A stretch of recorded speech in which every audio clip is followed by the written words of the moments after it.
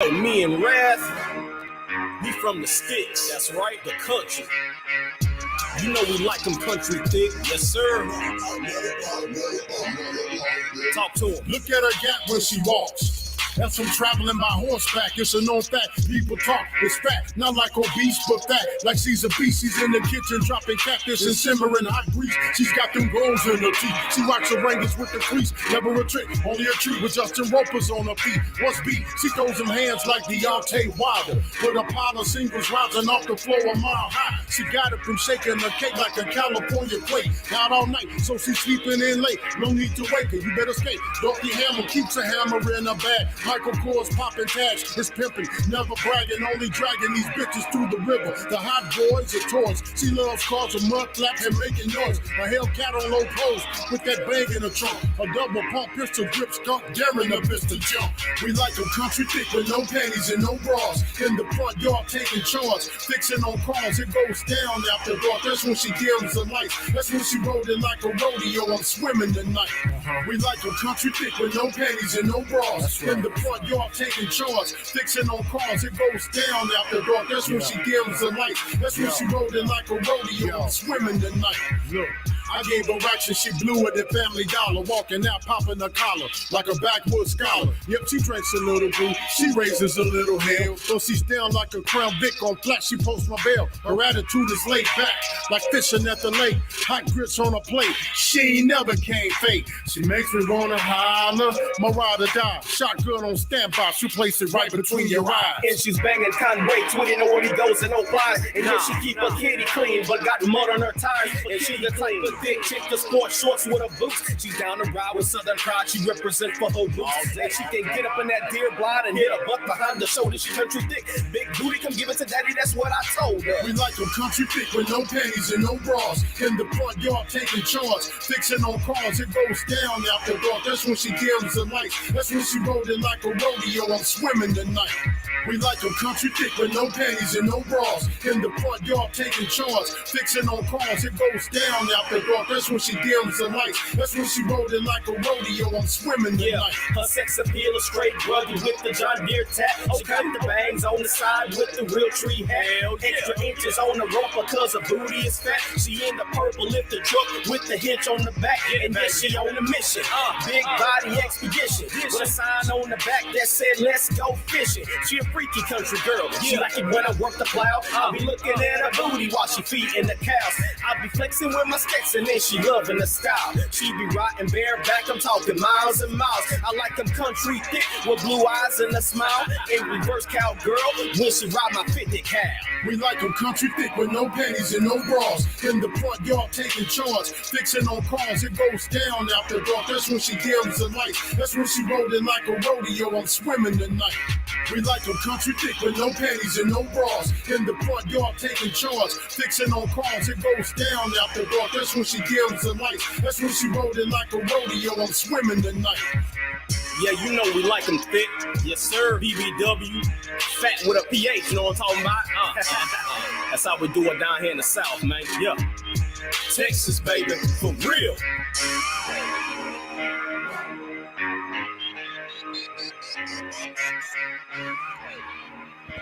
To answer your question, Mom, I go back to work on Tuesday. So I work all week. So for those of y'all that don't know who that is my boy Motman Poet with New Age Poetry off the album Bloodline with his uncle DJ D. Russ.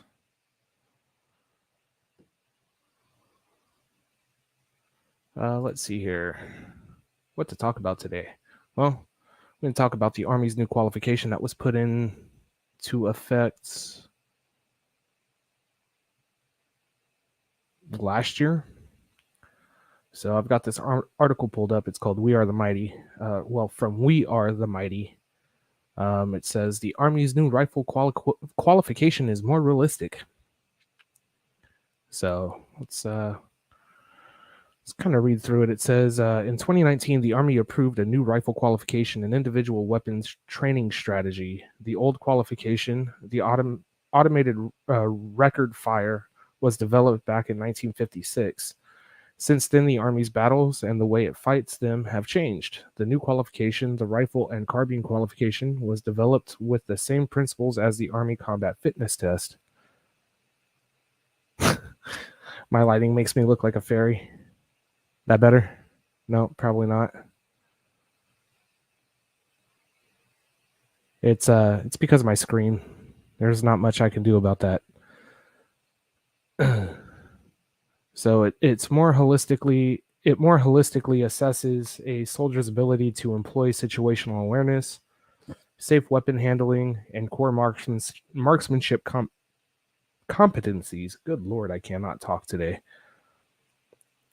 Due to COVID-19 considerations, full integration of the new rifle qualification in 2020 was slowed. However, more and more units in both forces command and training and doctrine command, or TRADOC, are starting to test their soldiers on the new standards. Training and evaluation for the rifle and carbine qualification is broken down into 6 tables: preliminary marksmanship instruction and evaluation, pre-live fire simulation and training, magazine and shooting position drills, grouping and zeroing, practice qualification, and qualification. Soldiers start by receiving a series of classes on how to properly zero the rifle, whether it's a bare rifle or with optics, said Staff Sergeant Tadez Showers. So Sergeant Showers, assigned to the 25th Sustainment Brigade. Soldiers receive classes on laser bore sight, minute of angle or MOA, zeroing process, windage, ballistics, and also receive EST training, which is basically an electronic shooting range. You go in there and they've got an M4. That's better. That has got a laser in the barrel, and you aim at a screen, and it's like playing Duck Hunt. If any of y'all remember Duck Hunt, it's like playing that. And practice position changes before going to a live range. The rifle qualification consists of 4 firing phases, for which soldiers will employ 4 magazines with 10 rounds each. 40 targets will pop up on their own or in groups for varying lengths of time, depending on their distance. Soldiers will fire from the standing unsupported, and from that position, they will shoot 1 round. And then they'll move to prone unsupported, which they will shoot 9 rounds. Prone supported, they will shoot another 10 rounds. Kneeling supported, another 10 rounds. And finally, standing supported for another 10 rounds. And when moving from prone unsupported to prone supported to kneeling and then to standing, you're doing a mag change at the same time while your weapon is on safe. A barricade is used to simulate cover and provide a more stable shooting position for supported fire. Transitioning between positions and changing magazines are integrated organically into the course of fire in order to more closely simulate real-world combat situations. The old rifle qualification did not help in combat situations, so they incorporated magazine exchanges and position changes by yourself to represent combat. No matter the military occupational specialty, or MOS, any MOS can teach a soldier how to do this new weapons qualification. Whereas commanders could previously dictate whether or not their soldiers could shoot slick without their body armor and helmet, the new rifle qualification requires soldiers to wear them. Magazines are retained on the soldier's gear rather than laying ready on the ground or on a sandbag in order to more closely simulate a combat situation. The first shot of the qualification will be on a close range target from the standing unsupported firing position. From there, soldiers will transition into the prone unsupported firing position and engage the next 9 targets through a port in the bottom of the barricade. Yeah, that's not how we do it. But anyway, the last 30 targets will appear in 3 waves of 10, with soldiers conducting magazine and firing position changes on their own in between. The new qualification also includes guidance for night and sea burn shooting. CBRN is chemical, biological, radiological, nuclear, and I forgot what the E stands for. I'm a bad soldier. I'm joking. But yeah, CBRN. Soldiers will be expected to utilize night vision goggles, IR lasers, and gas masks to engage targets under adverse conditions. The inclusion of these variables reflects the Army's return to training for a near-peer fight against conventional armies. Additionally, soldiers will no longer be given alibis. Previously, if a soldier experienced a weapons malfunction during their course of fire, they could be given the opportunity to reshoot. Now soldiers will be expected to assess and clear the malfunction during the course of fire and continue to engage the targets. Any missed targets during this time will count against them. While this can make qualification more difficult, it encourages soldiers to build the muscle memory necessary to address such variables under stress. Some aspects of the old rifle qualification have carried over, though. Soldiers are still required to hit 23 out of 40 targets for marksmanship. 23 to 29 hits earns a marksmanship qualification. There we go. 30 of 35 hits earns a sharpshooter qualification, and 36 to 40 hits earns expert. This new weapons qualification is more combat oriented, with changing positions, changing magazine, and engaging the targets. This will help soldiers shoot better, as well as make ranges faster and have more soldiers qualified. It helps soldiers become more knowledgeable about their weapon as well. So we still spend all day at the range, even with this new qualification. Reason being is it is slightly harder, and a lot of times, especially with my unit,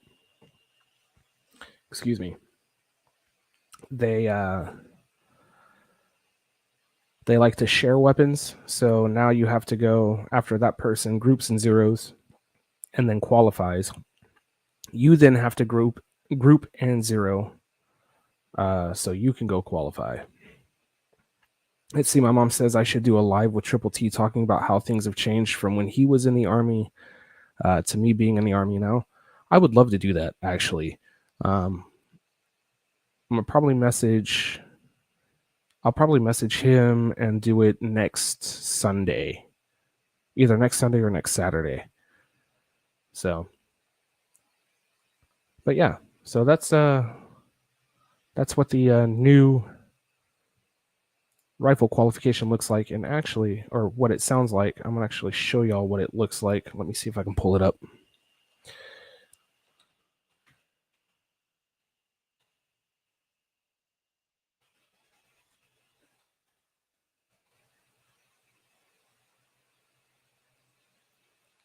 Boop. There it is, right on top. Make ready. Fires. Troops. Front. Mid-range. Near to far. Weapons free. Weapons free.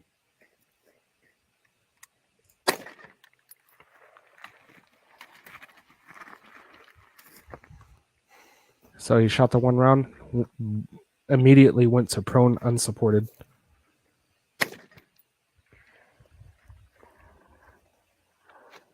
And right now he's scanning the range for his targets. So they either pop up individually or they're going to pop up in threes.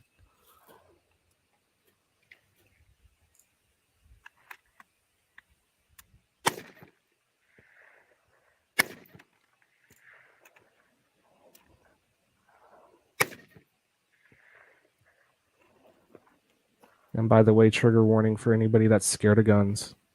Kind of got to say that stuff nowadays.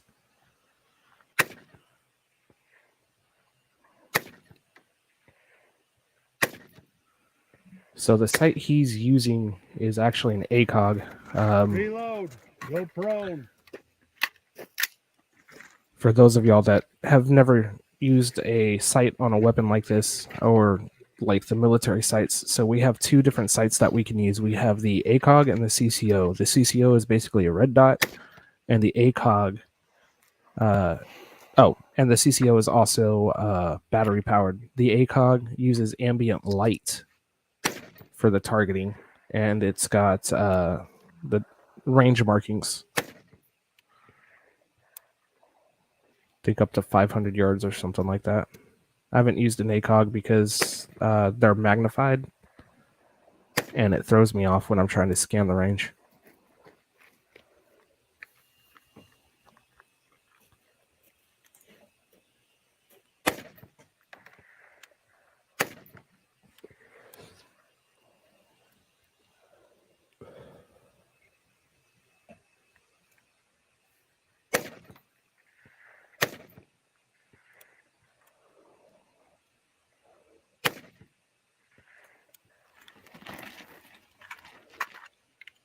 Reload. Fight up. So now he moves to the kneeling supported, and he's going to fire 10 rounds from that position.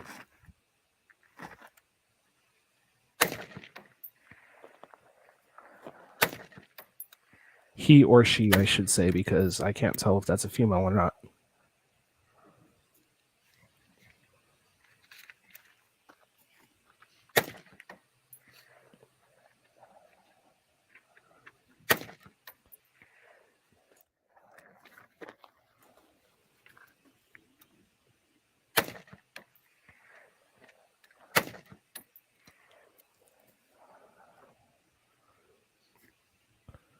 So this is why I say it takes all day, because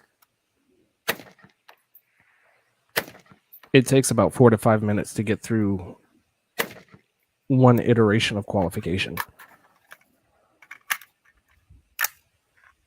And if that person doesn't qualify, then they have to go again. And so they take up a lane, which holds other people up. So you end up being there all day anyway. My unit's gotten smart, though. Once you qualify, you can leave.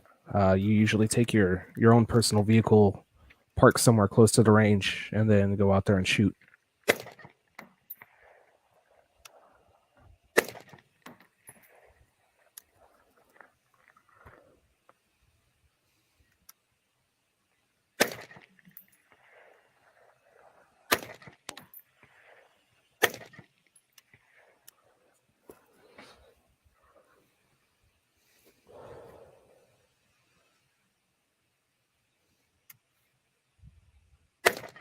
So he's on his last position for the qualification. He's going to clear the weapon, drop the mag, make sure the bolts lock back, make sure the barrel is empty. Show clear. And that's it. That is the rifle qualification for the Army. Make ready. Oops. That's it. So if y'all are ever wondering what we have to do to qualify on our weapons, that's it right there. And that is going to be an M4A1. If y'all have any questions, please hit me up in the chat. Let me know.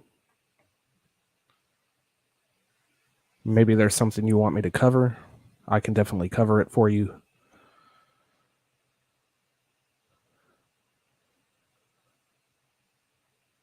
What else can we cover? See if they'll show a grenade range. I'm going to show you what we go through for grenade range. Wow, I can't spell.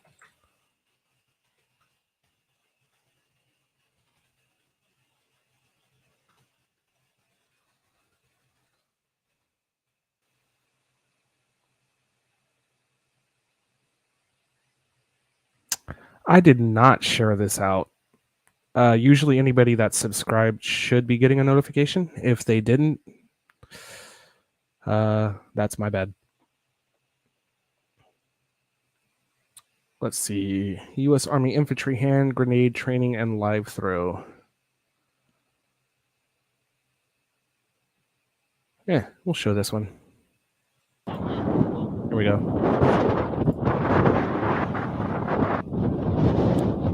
So it's going to have a lot of wind noise because this range is pretty windy.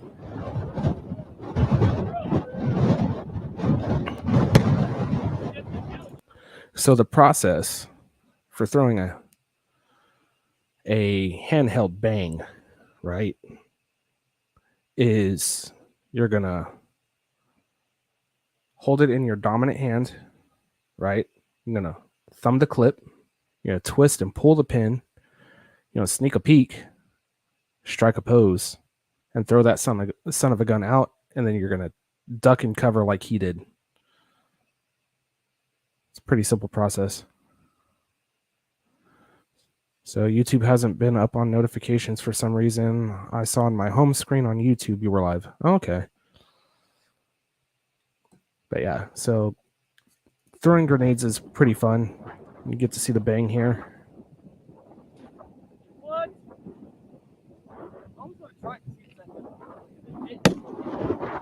So they're using dummy grenades. It's almost like a handheld firecracker. It's got a string that you pull, and you pull the string, you throw it out, and it gives you a little pop. It's pretty fun. I did one of these, I think last year, towards the end of the year. And you only have to make it. Oh, that was a good throw. Okay, so no. What they're not using what we used. They're using hollow bodies. So you get the same spoon and everything that you would on a normal grenade, except the bottom of that grenade, there's no shrapnel, no extra gunpowder in it. And there's a hole in the bottom, so it just goes pop like a little firecracker. So it's a solid metal body, or hollow metal body, I should say. It's what we call dummy grenades. Identify your target. Prepare your grenade. Fire when ready. So he thumbed the clip. He's pulling the pin right now. Struck his pose. Now he's going to get down. You're not supposed to look after you throw it, by the way. You'd be stupid if you did, especially if you threw it too short. I've seen that happen in basic training, actually. Somebody threw it just outside the pit. Fire when ready. There you go. That's the money. That's a good throw.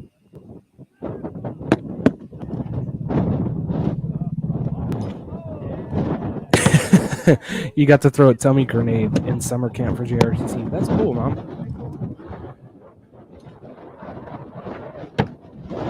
Damn, he hit the truck. That's a good throw.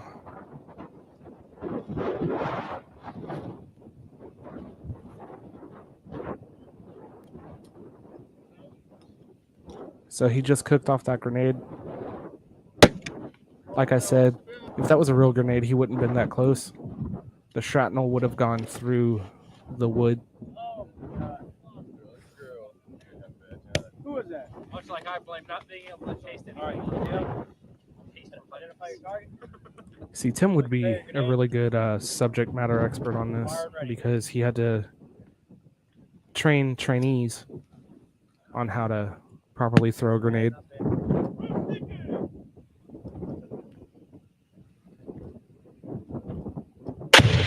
That's a real one. It go boom.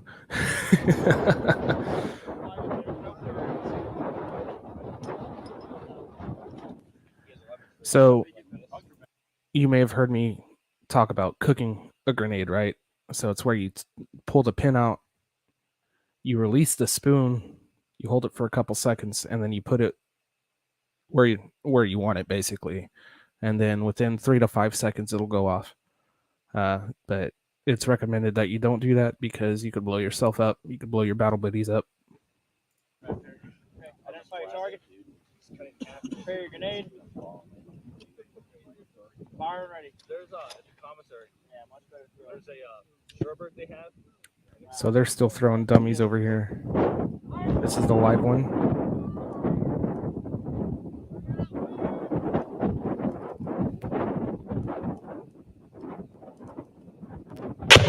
There it is. Big boom.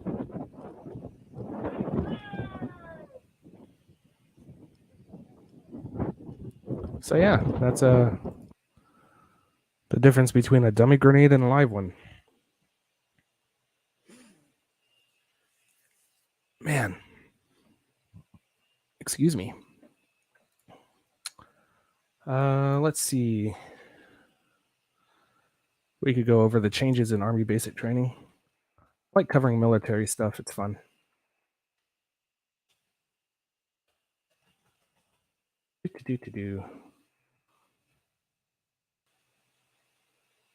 Let's see.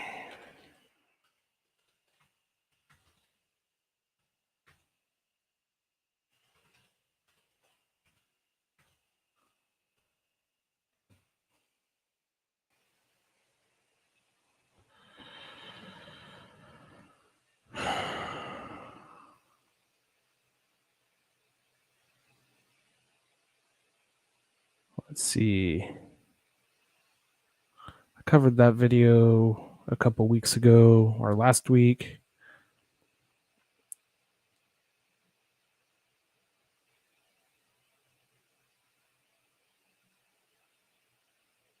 Here we go. This is the video I wanted to show Tim. It's that 59-year-old that graduated like a couple months before I did out of Fort Jackson. You understand? Yes, Drill Sergeant. Nobody ever goes through basic training and thinks to themselves, oh, I want to repeat that. I figured my Marine Corps boot camp that I went through in 1978 was sufficient. I was unaware that I was going to have to go back to basic training. Picture yourself, a 59-year-old man, being thrust into a situation by which you have to be with 17 to 19-year-olds for 3 months. Words are pretty cheap. You don't sit around and talk about what you can do. You show people what you can do. Oh, shit. In 1978, I enlisted in the United States Marine Corps for 3 years. Got out and got into law enforcement. And then Desert Storm broke out and I went back into the military, hoping to get into combat operations. I've been deployed to Afghanistan, Kuwait, Asia. I was in the infantry and I joined the National Guard up to about 2009. And then I exited service. Today, I wanted to go back for 4 different reasons. One was because my son is in the Army Reserve near my home. The ability to serve with my son, which very few people get an opportunity to do. That was a biggie. Then the next one was I have about 2 more years to do to get my retirement from the United States Army. Number 3, I felt like I wanted to serve my nation. I had much more to give. And number 4, and most importantly, I felt like I was physically fit enough, good enough health, to do anything that anybody else could do out there and serve my nation in a productive way. So that was the decision-making process for me. So here I am. And I spoke to my wife about it. I busted out laughing. Yeah. It was funny. Both of the kids laughed. Yeah, but not in a mean type of way. But you know what? I think you don't have to give up when you get older. You keep going. So I figured, why not? I think I'm extremely driven. I'm not going to take no for an answer, and I'm not going to quit. I'm going to exhaust every possible avenue to achieve the desired end goal. There were some areas of conflict getting back in. I had to submit packages and hundreds of pieces of paper. After 14 months of going through this process, they said, okay, you can come to the recruitment station. We'll put you back through the physical one final time. That was physical number 4, by the way. During the process of signing the contract and going through the paperwork, they told me, oh, and by the way, there's been a regulation change. You have to go back to basic training. I stopped and looked at them and said, what are you talking about? That's ridiculous. I didn't have to go back to basic training the last time. Why would I have to go back to basic training now? They said, well, the regulations changed. So I guess that's it, huh? You're not going to do the contract. And I thought to myself, I'm 59 years old. I just really do not want to do this. But this is just another obstacle that's been laid before my feet to stop me from doing this, and I'm just going to do it.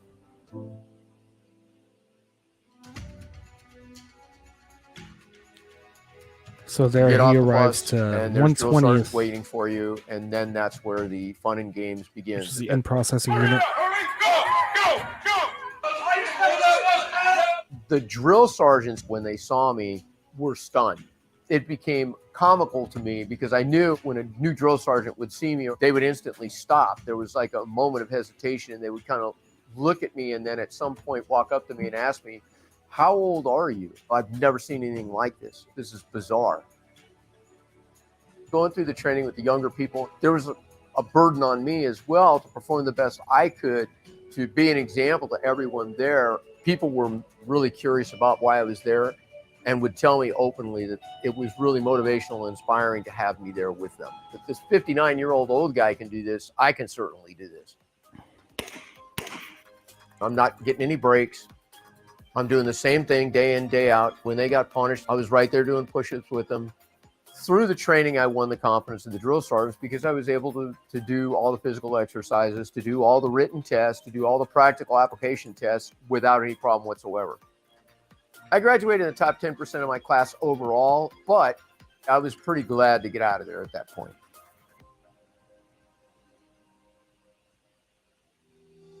The single hardest thing to overcome in that environment is the age deviation and the way people think. The norms, the culture, what is acceptable, what is not acceptable. I was facing the adaptation to that. Other than that, the United States Army did an excellent job of organizing the training, administrating the training, the equipment, everything else leading up to that was stellar. It was much better than when I went through boot camp in 1978. It was excellent.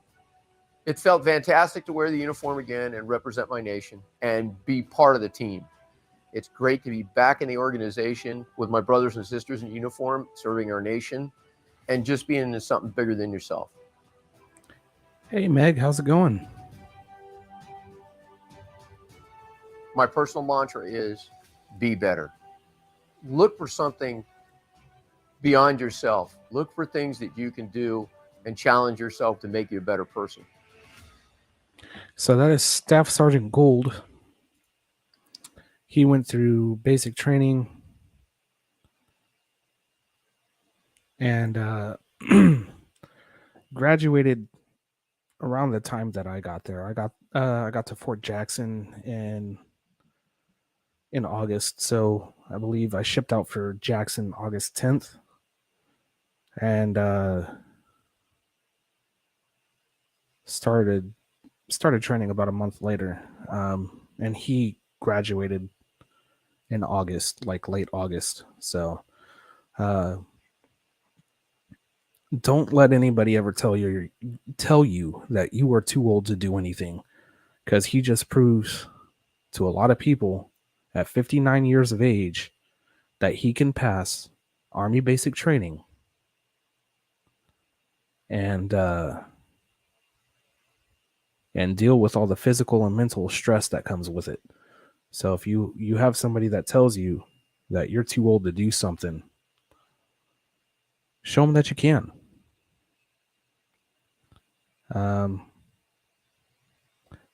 Oh, do you really? Yeah, that's where I went to basic. It was hot. I thought Texas was bad. Fort Jackson was pretty bad too, especially during the summer. Especially when you're outside all the time. I was trying to figure out or find a video on the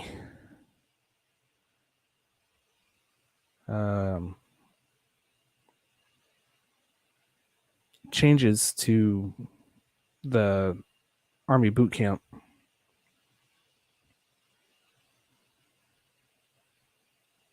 But I can't seem to find it. There's a video by Nico Ortiz, one of the guys that I follow. Well, see, what a lot of people fail to realize is that basic training, it's a mind game, right? So if you can get through the mind games, then you can get through basic training. The physical stuff's not that bad, but it's the getting through the mental portion of it. Little to no sleep most of the time. Constant training. constant getting yelled at, smoked by drill sergeants. Ooh, excuse me. Shouldn't have had that ice cream earlier. But yeah, so like the biggest thing to get past is it's 90% mental and 10% physical. If you can get past that 90% and get through basic training or get through the mental portion of it, then you can definitely get through the physical portion of it. I'm going to throw up a reaction video from Nico Ortiz. Shout out to that guy. He does a lot of military stuff, a lot of stuff on TikTok. But he's got the new Army Boot Camp 2022. It's a veteran reacts to soldiers at basic training. Or if I can get the link from his video, actually, stand by.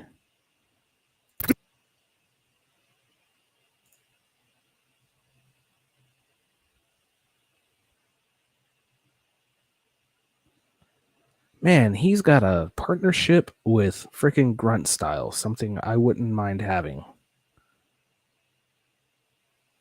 Yeah, that's a 14-minute video. I don't think I want to do that. New Army Boot Camp 2022. Let's look that up.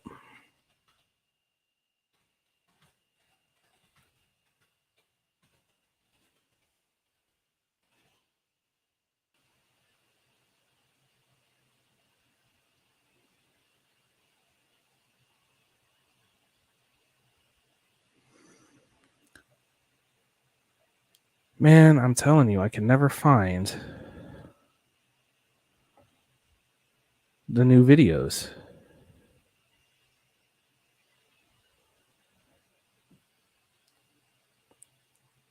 This is a pain in the butt. Oh, by the way, we did just get a pay raise, so that's nice. I guess the what is it? The defense spending bill got passed. All right, you go feed the fur balls. I'll still be here. I got all night. I'm not tired. I'm wide awake, so I'll just be sitting here chatting it up. Anybody that wants to chat, talk it up, watch some videos with me, go over some military stuff, learn some stuff.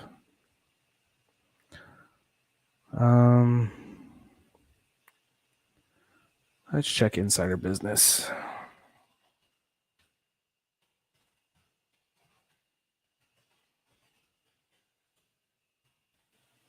Young people. Excuse me.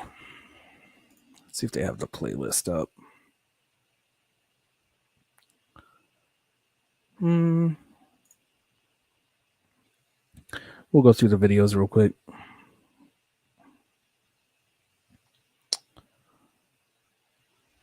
Do.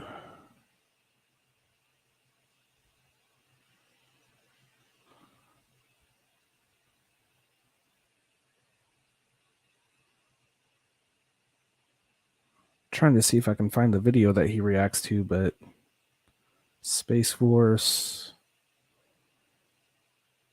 Army Drill Sergeant's bags. Good Lord.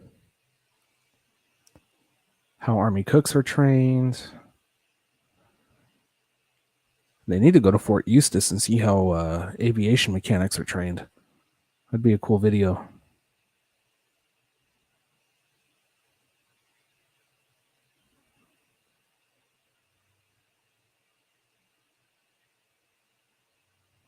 Oh, come on. Where is it?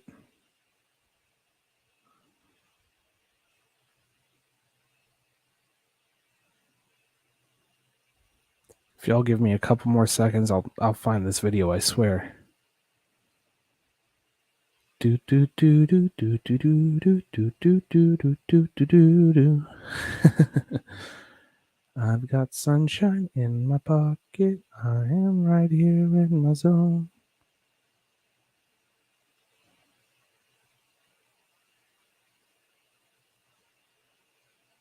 I think I may have already covered it.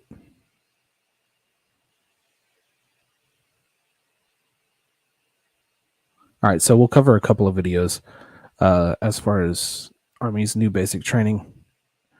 So one of them is what new soldiers go through on day 1 of boot camp, and then the other one will be the change in drill sergeants.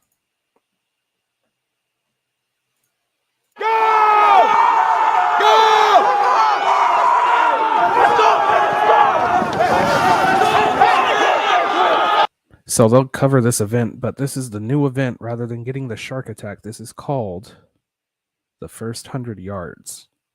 It's a team building exercise. Also to see how good your memory is, how well you'll work together, all that stuff. But I'll let Insider Business cover it for you. Relax, man. This is day 1 for new Army infantry soldiers. Hey, if you're in formation, I should be the only one talking. Their 22-week training begins with an event known as the first 100 yards. Come on, Bert! Where different platoons compete in events that test them mentally and physically.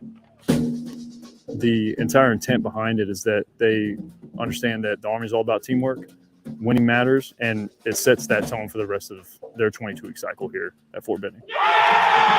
So he said a 22-week cycle. What he's talking about is OSUT, one station unit training. So most likely these guys are going like in an armored division, or they're infantry, or maybe even MPs, right? Because they all go through OSUT, or one station unit training. The first 10 weeks is going to be your basic training, and then the following 12 weeks after that is basically your AIT. So you stay at the same training base and do all your training there, rather than doing what I did and going to Fort Jackson for 10 weeks and then going to Fort Eustis to do your AIT, or advanced individual training. Let's keep going. The winning platoon receives a reward, and the losers face consequences. Otherwise, getting the dog smoked out of them. It may seem intense, but it's markedly different from what day 1 used to look like. Why are you switching back? Shut up! Shut the hell up! Why are you switching back? So I was at Fort Jackson from August of 2020 to March of 2021. So there's a little backstory as to why I was there so long rather than the normal 10 weeks. And that's because I got recycled twice. And getting recycled sucks. The first thing you'll hear from a drill sergeant is the fastest way to get away from Fort Jackson is to graduate basic training. And it's true. But I didn't get recycled because I failed to train, or I didn't want to train. First time I got recycled, I was at my actual training unit for 2 weeks, and then I got COVID because this was the height of COVID. And then the second time I got recycled, I got all the way to white phase, which is the second phase of basic training with my second company. And I ended up having a hip injury, or injuries to both my hips, borderline stress fractures. And yes, I know bad things have happened there. I actually talked to Tim about that on one of his lives. While I was there, I think they had... trying to think of a nice way to say this without offending anybody, but it's only 2 of y'all, so, or anybody in the future, but they had at least 10 soldiers that unalived themselves. I guess is the politically correct way to put it. I graduated in 2021. I got there in August of 2020 and graduated in 2021. But yeah, bad things have happened there. So, but yeah, the second time I got recycled was because I had stress injuries to my hips. And so I was in recovery for like 3 months before I got to my new unit. and finally finished basic training in March of 2021, which would have been the 11th. I'm actually looking at my graduation certificate up on the wall. But yeah, let's... Oh, hey, what's going on? Thanks, Mom, for sending people my way. We're going to continue on with the what new soldiers go through on day 1 of boot camp. So here we go. February of 2020, Insider got a look at what used to happen on day 1. Get your bags up! An event known as the Shark Attack. You're a tough guy. Do something. Do something. That's what I thought. An unofficial tradition born in the Vietnam era when soldiers were drafted to serve in the Army. It was a very different Army. You had guys coming from prison, and the drill sergeants needed to assert that dominance. Why are you moving? Why are you moving? What we know now is that there's no reason to, in my chat, put somebody through that. Understand what I'm talking about. That's why we went away from the Shark Attack. The Army officially replaced the Shark Attack in the fall of 2020. Let's go! Get off! Let's go! Insider returned to Fort Benning to see the first 100 yards in action.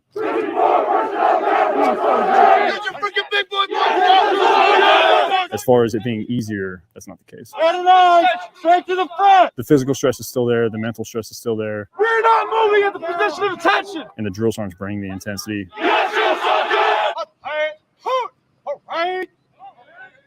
Divided into 4 platoons, the all-male Delta Company of the 1st Battalion, 50th Infantry Regiment forms up to begin the event. Upon the completion of your training, you'll be inducted into the Brotherhood of the Infantry that has fought and defended our nation's freedom for the last 246 years. Your mission: complete 4 collective tasks as quickly, accurately, and violently as possible. Completing the mission by closing with and destroying the enemy during the last 100 yards yields victory. In combat, there's no prize for second place. So today, only winning will be rewarded. Let's go, man. Let's go. We followed 2nd Platoon, signified by red jerseys. Let's go, boys! Go! Let's go! After a short run, the platoon encounters a mass of supplies arranged in a very specific way. All right, so quick backstory to what I went through in basic training. So again, I arrived in August of 2020. When I got to my first unit, they did a variation of the Shark Attack because it hadn't been, they hadn't gotten rid of it yet, and they hadn't implemented the first 100 yards. It was still in the works. But basically what happened was when I got to my first unit, excuse me. So I got to my first unit, and we go on these white buses. We get to the barracks. We're told to exit the bus, find a drill sergeant with the same color patch that we had. We find that drill sergeant. They put us in formation at double arm intervals because of COVID, of course. And once everybody from our platoon was there, they did a quick roll call, and then we grabbed our gear and went up to our barracks. And then once we were in our barracks, they did a variation of the Shark Attack, but they weren't getting in our faces. We had to do the whole hold the duffel bags over the head, push-ups, sit-ups, what's called front back goes. And and we did that for about 30 minutes to an hour. And then we were taught how to make our bunks, and then taught how to set up our foot lockers. So that's kind of what I went through. You three, look. We're gonna look at how this is set up. Mom, do I happen to know who VS is? You guys have 10 more seconds. Pay attention to how this is set up. It's gonna pay dividends later, man. With about 30 seconds to memorize the configuration of supplies, they'll be expected to recreate it later. Everybody will carry something at least once, understood? Let's go. Hey, let's go, man. Let's go. We gotta move. Hey, man. Let's try. The trainees have to move the supplies while avoiding obstacles on their path to the AO, or area of operations. The scenario that we create for it is that you're conducting a resupply mission, but the goal is to get everybody to work together to accomplish that mission. Hey, watch these trees! Watch the trees! Hey, watch this log! Just drop the gear! Rearranging the supplies as they initially found them comes later, after a series of events that will give them plenty of time to forget. Floor ranks! Floor ranks! How many of you guys actually read that study guide? Raise your hand. The trainees are quizzed on facts included in a study guide issued to them upon arrival at Fort Benning. Me and the commander will tally up total points, and that will be the winners of this next event. Who is your battalion command sergeant major and battalion commander? Talk it over, take your time. Do it right the first time so you don't do it again. The brigade commander, what's his name? The brigade commander. And rank. Just write something down. Let's go, man. Run! Run! Run to the board! Run!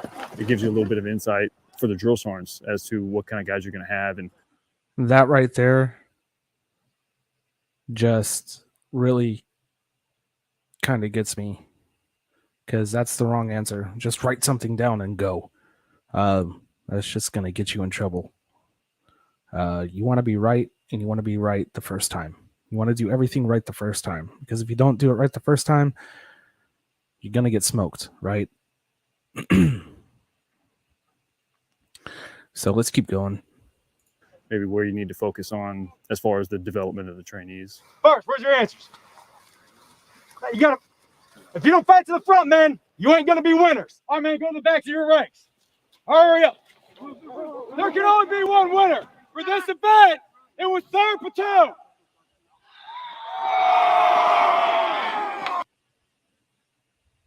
Loss of military bearing. Oh, good Lord, I can't talk today. So loss of military bearing. I bet you they're about to get yelled at for that. 1, 2, 3, 1. For the losers, the consequence is what's known as corrective training. AKA Just getting the reinforces dog that shit winning smoked matters. out of you. With the count 3. Sound the fuck off. 4. Your next task is to build a bunker. The dimensions for the bunker are going to be 5 wide in the front, 2 sandbags deep, and 3 sandbags tall. The team that builds this bunker to standard in the quickest amount of time will be the winners. Get ready! Go! Go! We gotta go! There should be more over there. Right over here, right over here! Hey, man, they're doing it now. Let's go. What are you guys doing? Running out of time. Man, come on. Everybody's got to pull their weight. You know, just like when they get to their first unit of assignment, you got to pull your own weight. Wait. Did I see a drill sergeant grabbing a sandbag and running with his platoon? I saw that, right? That would have never happened in my basic training. Actually, that never did happen in my basic training. Interesting. Okay. I've seen this video before, and I'm noticing stuff that I didn't notice last time. Who thinks they won? Well, the winners are 4th Platoon. Loss of military bearing again. Drill sergeant, give your platoons their reward. Stop forward, launch. Stop forward, launch. After 2 events without a win, 2nd Platoon doesn't have time to relax.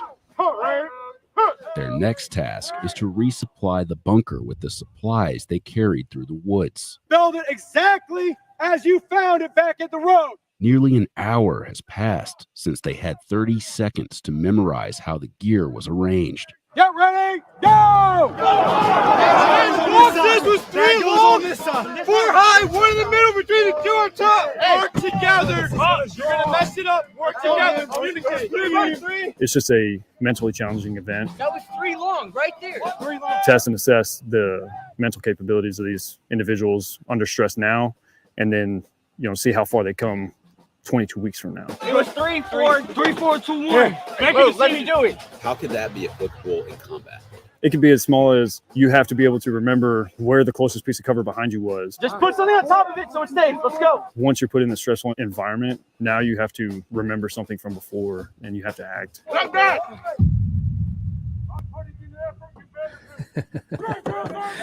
Every platoon has deficiencies. Yeah, I still get MREs every once in a while. Platoon to being correct.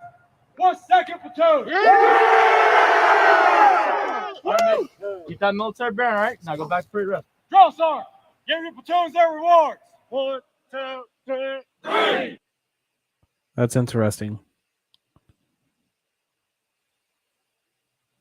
Had that been my drill sergeant, they would have turned around and immediately smoked us for having to remind us to keep our military bearing. That's funny. He just turned around and was like, hey, remember, keep your military bearing, and turned right back around. Like, come on now. Hey, man, doesn't mean because we won this one, all right? You can be up here, but stay humble, all right? If we win this next one, we have a good chance of taking the whole thing and getting that reward. You guys want that reward? I promise you it's a pretty damn good one, all right? All right? The final event simulates a medical evacuation where the trainees race to move all the sandbags to a finish line. You will use the litters. 1 casualty is 6 sandbags. So you can only transport 6 sandbags at a time. What I want is 6 men, stage, ready to go each time. A win for 2nd Platoon would clinch an overall victory. Go, go, go, go, go. Let's go, baby, let's go. Come on, 16.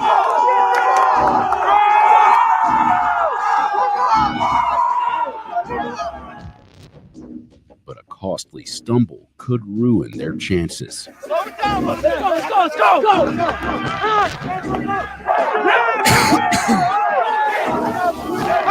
go. Things looked bleak when 1st Platoon celebrated as though they'd won.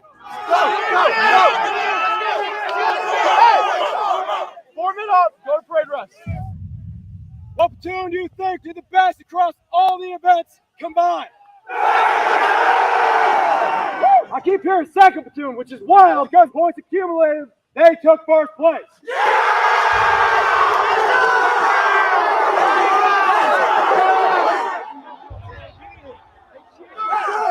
Hey, Relax.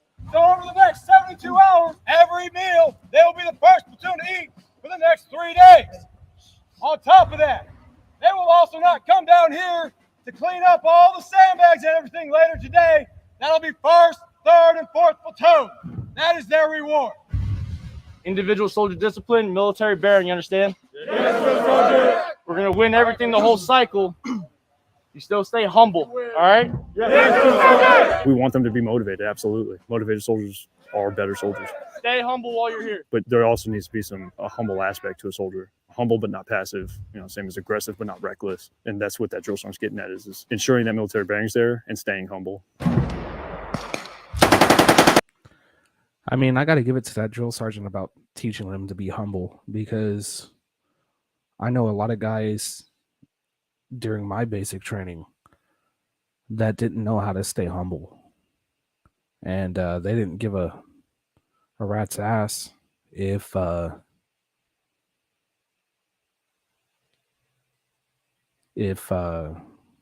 got the whole platoon or even the whole company smoked. And as far as the assortment of MREs, I know a lot of them are still the same, but I know there are some new ones. And yeah, the chicken tetrazzini is still a thing, along with the barbecue pork patty. The Thai chicken, I don't think is an option anymore.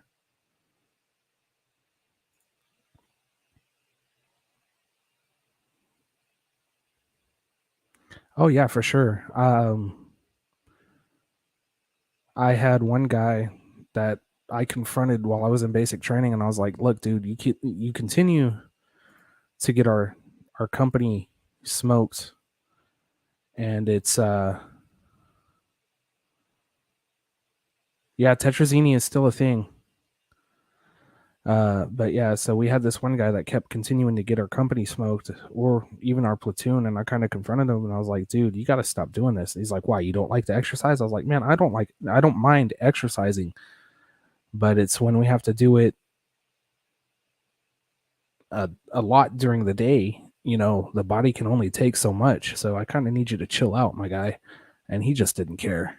Not in the slightest. What's up, MC? Good to see you in here. This is actually the most viewers I've had during a live. I appreciate you guys. If y'all wouldn't mind, if you're not subscribed, subscribe, and also hitting that like button. I greatly appreciate it because the YouTube algorithm doesn't like me yet. All right. So the other video I was going to cover, if I can find it again, is the new change for drill sergeants.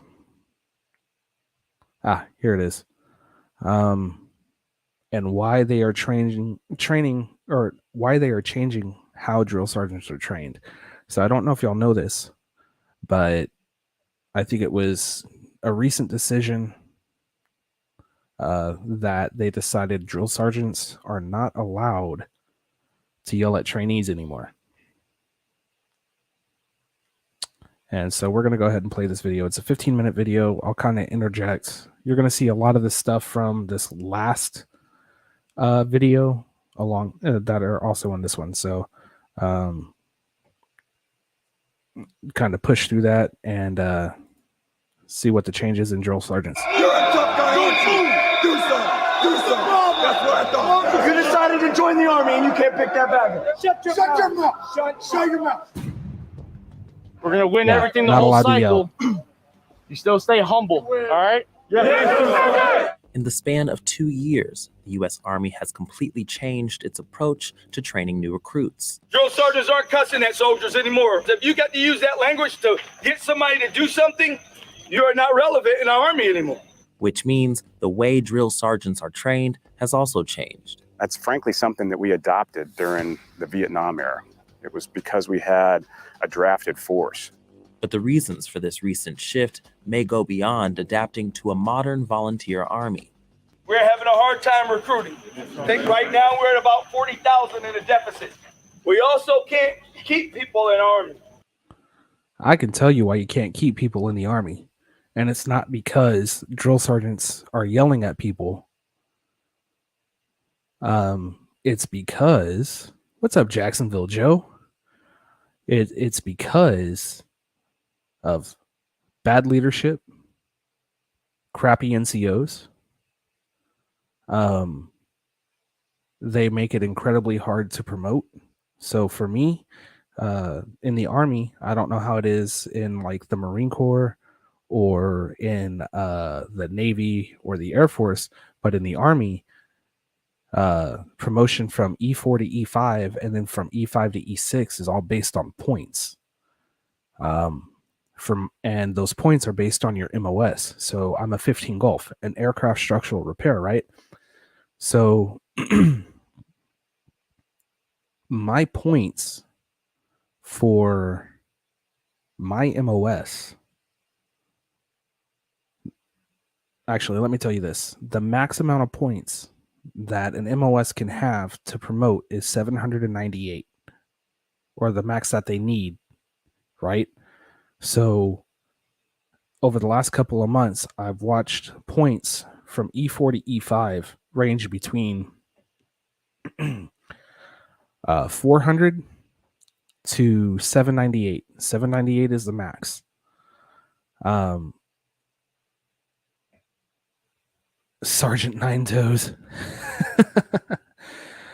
But yeah, so promoting in the Army is pretty difficult because it's not based off of your job experience. It's based off of your training, right? And your points that you get for certain trainings. So you've got correspondence courses that you can take.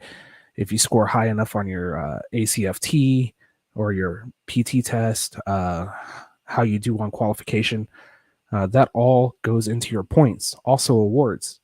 I've got 3 Army Achievement Medals. I've also got 2 certificates of achievement, and those all add up to points. Like my 3 AAMs or Army Achievement Medals, those are 10 points apiece. So that's 30 points right there. My two COAs, those are worth 5 points apiece. So in total, I've got 40 points.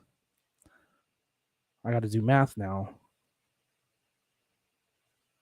That means I still need 758 points to promote from E4 to E5.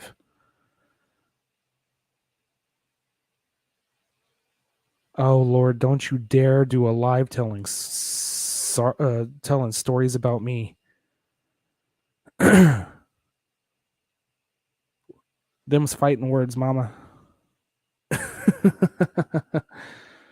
But yeah, so promotion points is one of the biggest reasons why people aren't staying in, and also it's based on leadership and really some of the stupid policies that get pushed through that are based on politics. But we don't touch on that. At least not my channel. I try to stay away from politics as much as I can. But yeah, so and also I need to reiterate this, even though it's in my description, my views do not represent those of the DoD. Okay, I may not agree with what they push through, but I got to live and abide by it, and I do every single day. I have yet to have one single negative counseling or an Article 15 for doing something stupid or saying something stupid, and I plan on keeping it that way.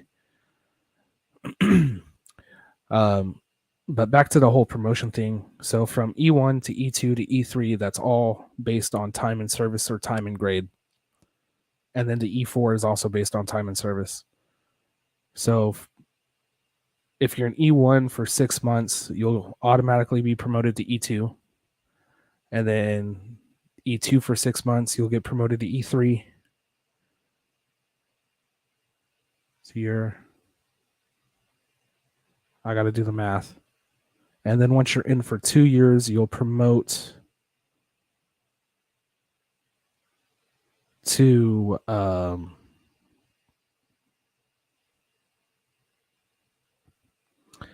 so once you hit 2 years, you'll automatically promote to E4. And then you got to build up your points for promotion. So yeah, points are stupid, especially in the aviation field, which is what I work in. I think as far as aviation goes, it should be based on your knowledge of your work and not the points that you have for promotion. But that's it. Anyway, back to the video. People don't want to stay. And with change comes criticism. If there is the belief that the Army is woke and that we are getting softer, you couldn't be farther from the truth. Insider visited the United States Army Drill Sergeant Academy in Fort Jackson, South Carolina, to see how drill sergeant training has changed to better prepare the Army of tomorrow. Welcome to United States Army Drill Sergeant Academy. Day 1 of the drill sergeant training begins promptly at 0600 with a team building event called the Defender Pickup. 5-4, follow me. Let's go. Let's go. The first task is they're going to run a certain amount of distance, and they're going to get to their first values boards. How many people call themselves good NCO? They care about their soldiers right now. And we go over each Army value. So for those of y'all that don't know what the Army values are, we go by leadership, right? Loyalty, duty, respect, selfless service,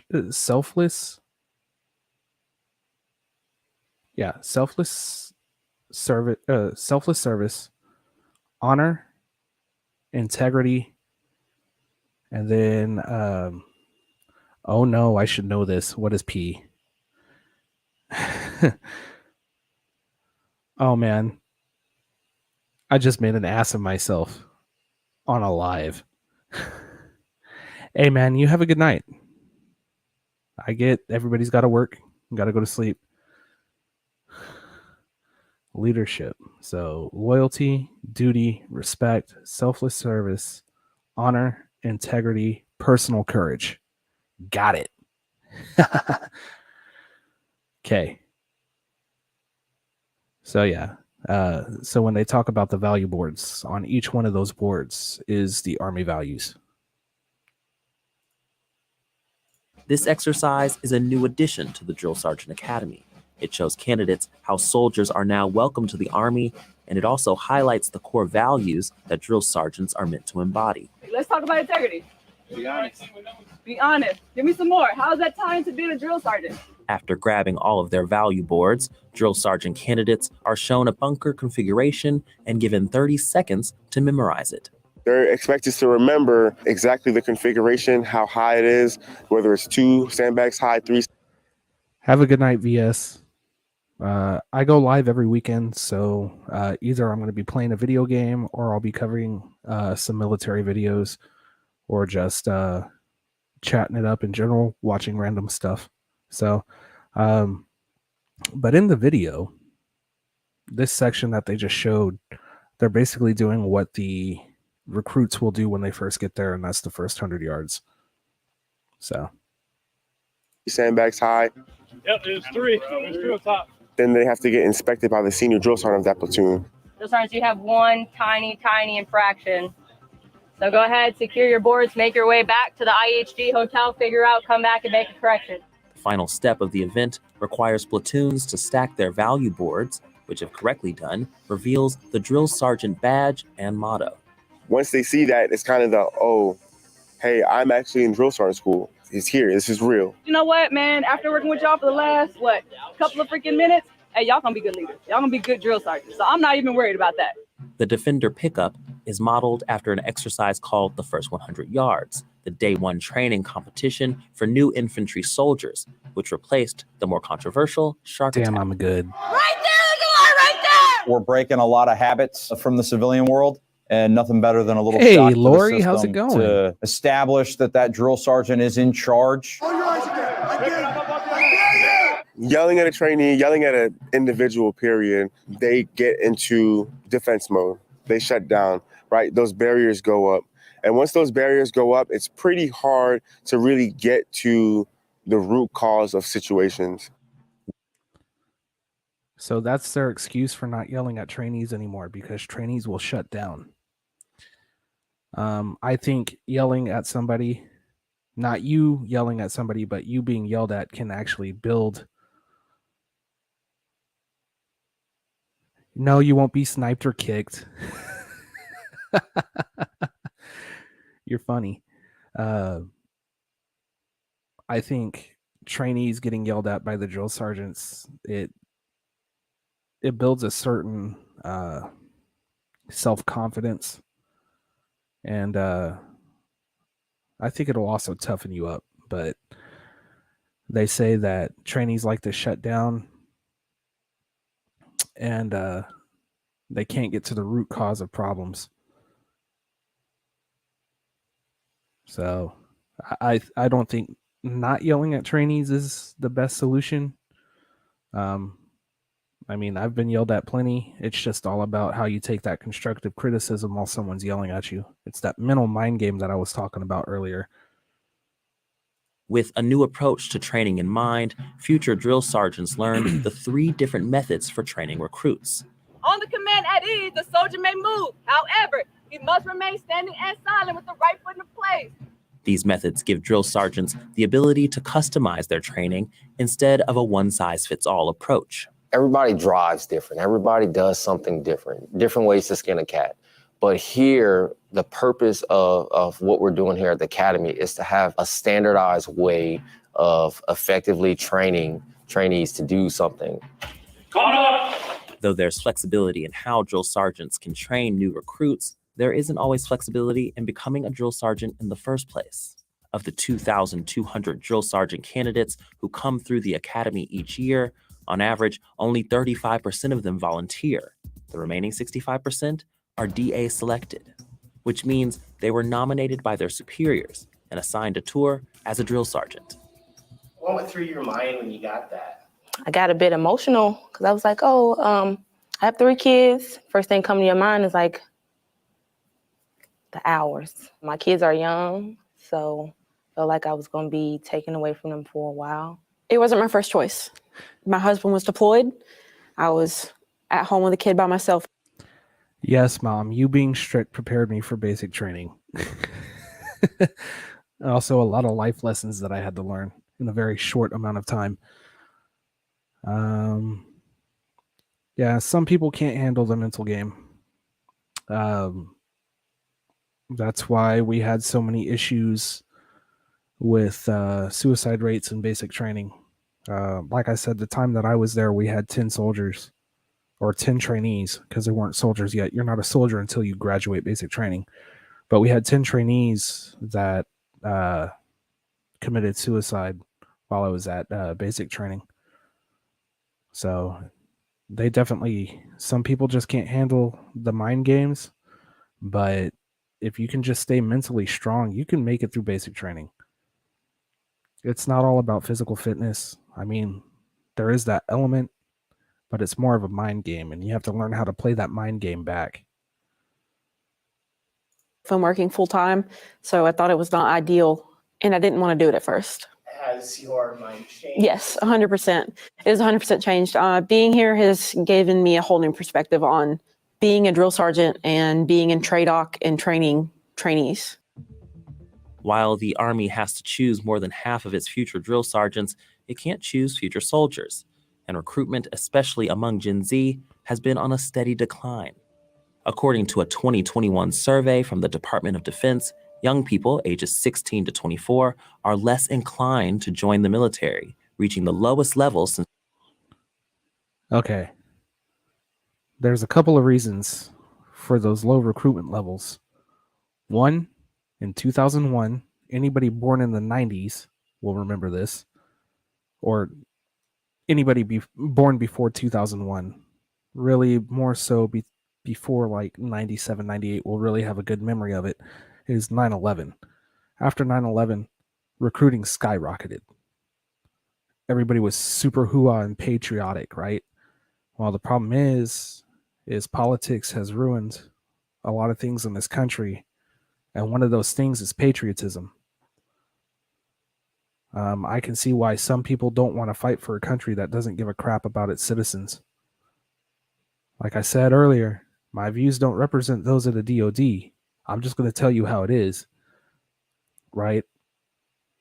If you would stop coming after people who are patriotic and actually care about this country, maybe more people would actually volunteer to serve. And also, we're not in a time of war anymore. This is the first time in many, many years that the U.S. has been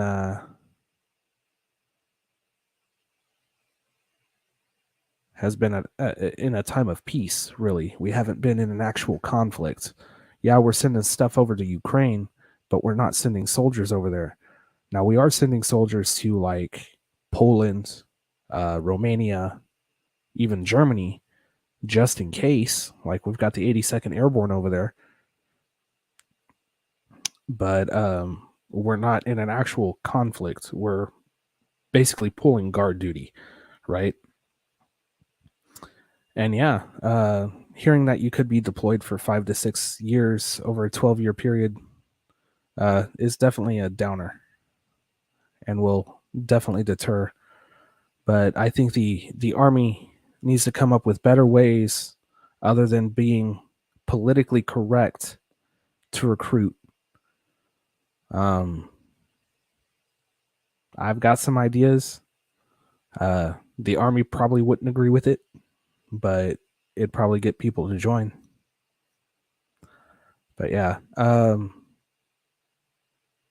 there's a lot of opportunities in the Army. Even graduating from AIT, I've had offers to go to 160th. I keep getting emails in my military email account from recruiters for 160th because they need people. I get emails from like for like cybersecurity and stuff like that. So, well, Vietnam War, during the Vietnam War, soldiers weren't treated the same. But the soldiers after 9/11 were treated a little bit different. That's a hard subject to talk about or to touch on, especially because I haven't really gone through that. I'd love to get somebody up here on this panel that could actually talk about that. How they were treated when they came home from like Afghanistan or Iraq. But yeah, back to the video. I get going on these rants and I just talk about random stuff sometimes. So sometimes y'all got to keep me going, or else I'll just keep going on and on and on. Since 2007. And perceptions about military culture may also contribute to low recruitment. People look at sexual assault, sexual harassment, abuse, suicide, PTSD, all these things, which is things that people say is happening in our Army. I think that is something else that has to do with the low recruitment numbers. Is what happened down at Fort Hood, and the fact that nothing was done about it until recently. So that has a lot to play into it, because the news, the way the news works is they don't focus on good news. They always want to focus on the negative. They always want to focus on things that will strike basically fear in people. And so with the situation down at Fort Hood, it was all over the news for months at a time. And then they're still having issues at Hood and other bases across the nation where they're finding people that went missing. So that, I think that has a lot to do with the recruitment thing. Sexual harassment's a big thing. Equal opportunity is a real big thing. And we go through like every 6 months SHARP, which is the Sexual Harassment and Reporting Program. I think that's what it stands for. I should know better. And then equal opportunity. We have those trainings, how to treat people. Don't, make racist jokes and stuff like that.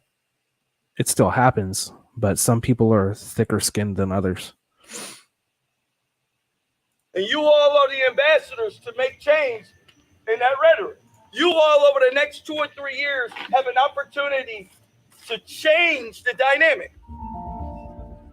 6, 7, 8, 9, 10, 11. One of the hardest parts of the training for future drill sergeants is relearning the basics. 100, 150, 200. Like basic rifle marksmanship. For many students, their Army jobs don't require daily rifle usage. I am a 68 Delta surgical technician. I'm a medic. So many drill sergeant candidates have to relearn rifle basics and how to teach those to recruits. And the hardest thing about that is you have to get those bad habits out of your mind. Hey, well, this is how I do it.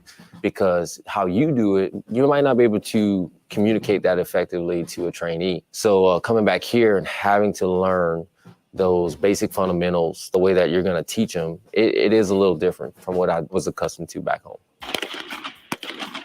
So it's a new qualification that they're teaching on the trail. They have to maintain a 23 or higher. 35. Can I put that on the what's Go called? to the bleachers. Put that as the final one. Not only are they shooting to qualify, they have to know how to zero their own weapon. They have to know how to analyze shot groups from different individuals. Hey, it'd be 150. For some, it was challenging, but for me, if you come in, you humble yourself and you get back to the basics, because if you go back to the basics, you can't go wrong. While the rifle marksmanship test may have been a breeze for some, The Army insists that the changing tone of Army boot camp hasn't made it any easier for new recruits. I expect you to perform at this particular standard, full stop, and then allow them to execute at that standard without having to do all the other antics. You're going to have a far better product. It doesn't mean that we've relaxed any standards. It means there's the same amount of structure and discipline we've always had in Army training. We just do it in a professional way. 1, 2, 3, 2. 1, 2, 3, hold. In week 7, candidates Thinking about what that general said, right? I think in some ways what he said was wrong, but in some aspects it's right. Different people react differently to different situations, right? I tell my guys that I work with all the time, if I do something wrong, pull me off to the side, talk to me personally first, let me know what I did wrong, how I can fix it. That way I can fix myself. Every once in a while, I need to be yelled at, or else it's just not going to get through my thick skull. And I think that's the problem with some of these recruits that are going to be coming into the military. They're not getting yelled at. And so when they get to their unit, they're going to have a sergeant that, one, smokes them, or as they say, corrective exercise or corrective training. And then 2 is going to yell at them for doing something wrong. And then they're going to get all pissy. And then they're going to go find their EO rep. And then they're going to file a false EO report and get themselves in trouble rather than just taking the punishment and moving on.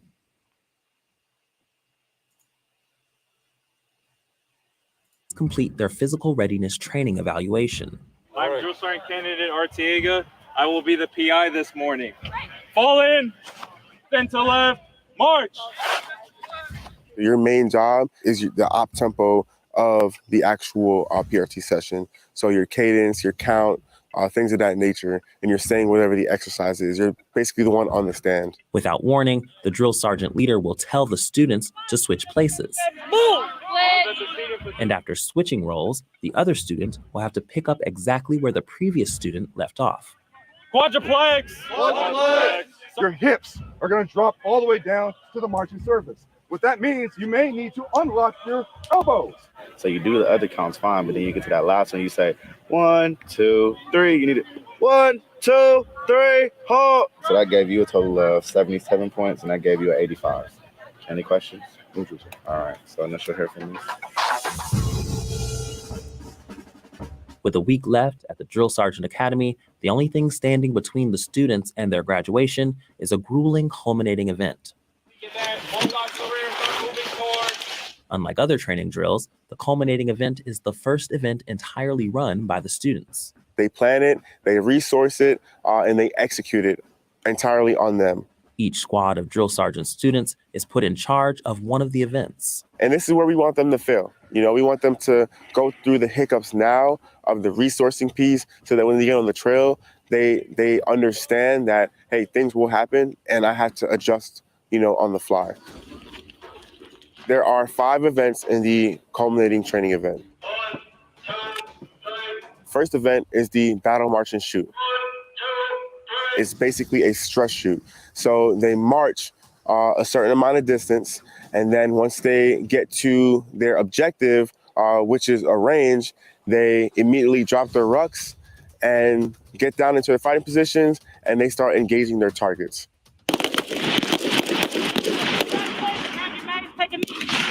Following the battle march and shoot, we have the sticks lanes. Let's go! So they run through different lanes, reacting to contact, breaking contact, things of that nature. Once they go through that, they'll move on to their next task, which is the third one, which is a mass casualty event, or mass cal. They'll be marching from one point to another, and in between those points, they'll receive heavy contact. Let's go! Let's get the bird in here! The drill sergeant leader candidates who are in charge of the particular mass cal event, they're going to walk around and say, hey, you know, you've been hit by IDF, your right leg is blown off. right? And now they're trying to assess, what is everybody going to do when there is a mass casualty event? How are we going to remain calm and control the situation? Ah! That shrapnel, can't yank it like that. Following the mass casualty event, we have the Fit to Win, which is the obstacle course that they go through. All right, so today our task, right, is to negotiate the endurance course, right? Each squad will run through each obstacle, and they will basically do it for time.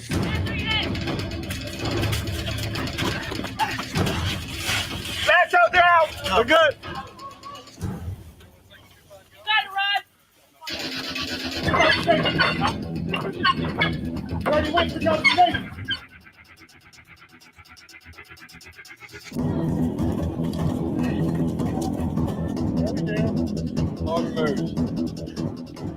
Roll that thing. The goal here is to, build that camaraderie, build that competition, so at the end, somebody can have bragging rights.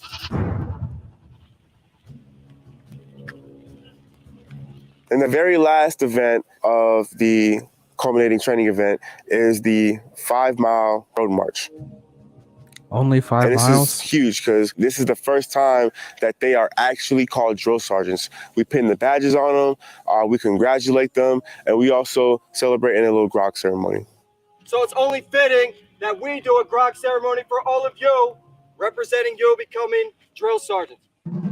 The grog ceremony is a tradition that combines. That drill sergeant right here, that's Drill Sergeant Wood. She was a drill sergeant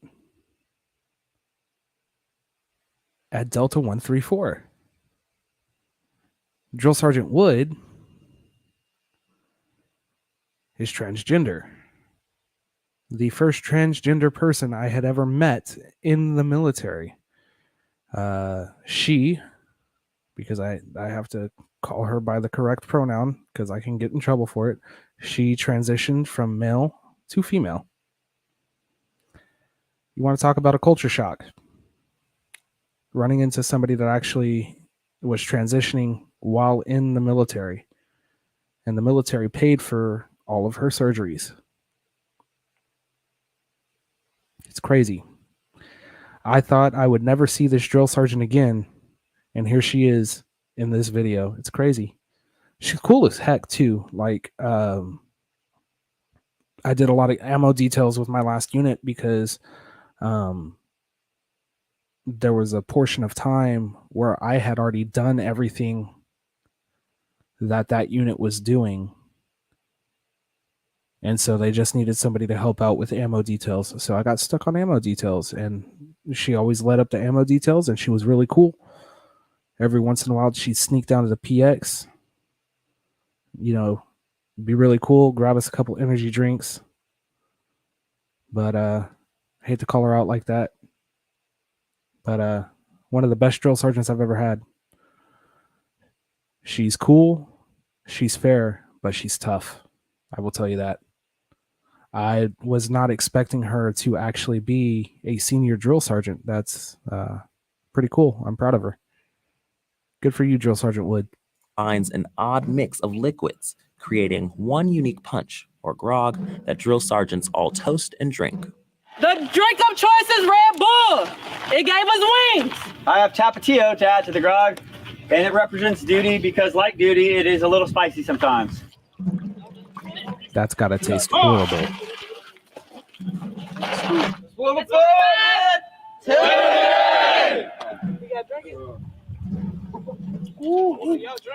I taste that also. It's cold.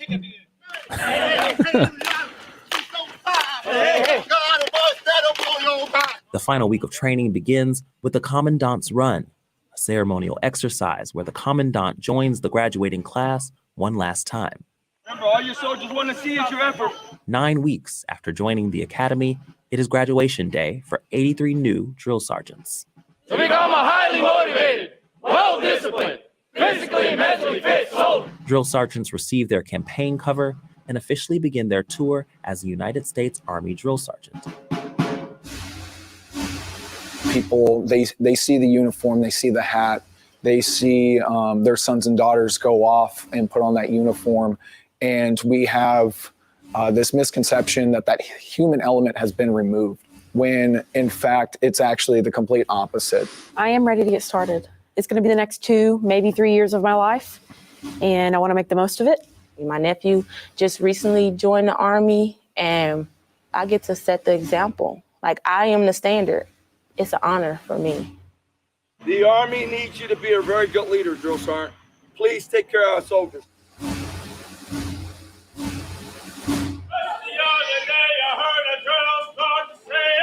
Just the other day I heard a drill song.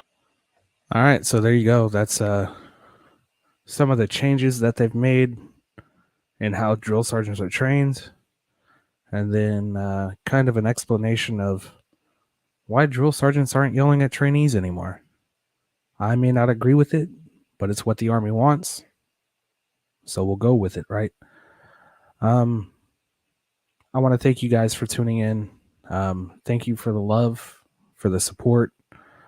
Meg, I did see your comment, and I can tell you right now, I've heard some stories from my grandmother about my grandfather and when he got back from Vietnam and how he was called a baby killer.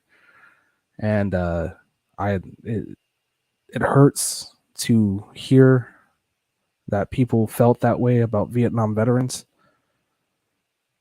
And so, yeah, I know exactly where you're coming from with that. And yeah. But like I said, I want to thank y'all for tuning in, watching my video, being here for my live, chopping it up in the chat. So I've been doing this for like an hour and a half already. I continue to plan on doing this on the weekends, most likely probably on Saturdays. And then on Sundays at 12, I will most likely be doing a dual stream on Twitch and here, and it'll be just a video game and chat, right? So Saturday nights will be kind of the just sit here, watch random videos, maybe even some military history, and also talking to you guys. I'm going to talk to Triple T and see if he wants to come up and kind of do an interview and a talk session about what he went through when he was in, and how things have changed today. So again, thank you guys for being here. If you haven't already, like, share, and subscribe, and I'll catch y'all on the next one. Remember, stay safe, stay blessed. God bless you all, and God bless America. This is Soldier 2021 signing off. I love you guys.